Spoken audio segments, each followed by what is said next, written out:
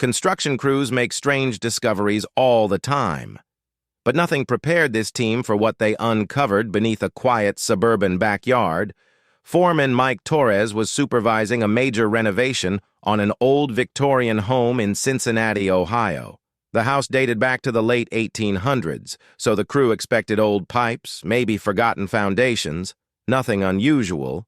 But that changed late Tuesday morning. Excavator operator Danny Ruiz was digging a trench for new drainage lines when his bucket suddenly slammed into something solid just 3 feet below the surface. The impact made a hollow thud that didn't sound like rock or metal. Danny immediately stopped the machine and waved Mike over. Mike knelt beside the freshly exposed soil. What he brushed free with his glove made his stomach drop. Rotting oak wood, curved with tarnished brass handles coated in a green patina. It was unmistakable. A coffin in someone's backyard.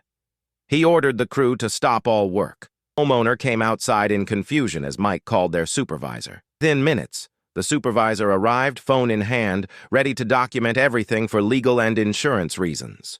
By then, curious neighbors had gathered near the fence, whispering, filming, and speculating. The coffin looked ancient, the lid warped and cracked from decades, maybe a century, underground. The soil smelled damp and metallic as the men dug carefully around it, exposing its full length. Mike hesitated.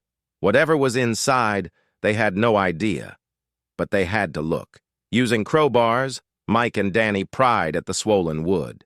The lid resisted at first, creaking loudly as if it didn't want to be opened.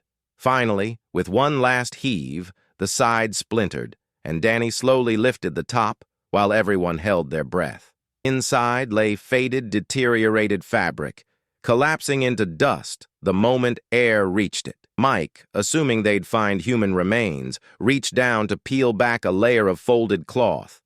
The moment he saw what was under it, he stumbled backward, nearly falling into the dirt. Whatever was lying in that coffin was not human.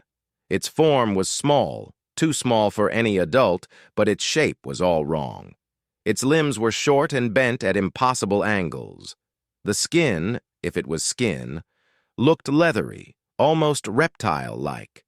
A long, rigid tail curled against the coffin wall, and where a face should have been, there was a smooth, featureless surface, like it had never had eyes, a nose, or a mouth. Neighbors gasped. Danny swore and backed away.